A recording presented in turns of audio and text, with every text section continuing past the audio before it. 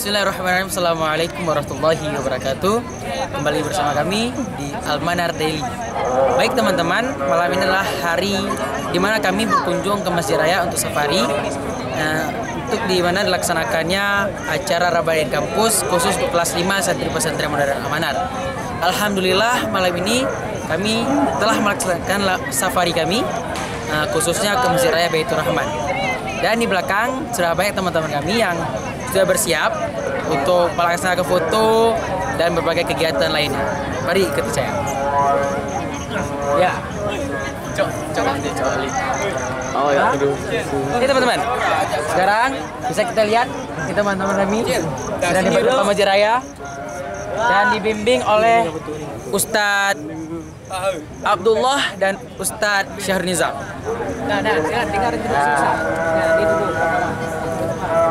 Seperti yang kita lihat pemandangan di Masjid Raya malam ini ya sungguh indah, menarik seperti ya biasanya dilaksanakan sholat tarawih. Alhamdulillah tadi kami melaksanakan 20 rakaat sholat tarawihnya beserta ditutup oleh 3 witir. Dan mungkin hanya ini laporan dari saya untuk malam ini. Sekian, wassalamualaikum warahmatullahi wabarakatuh.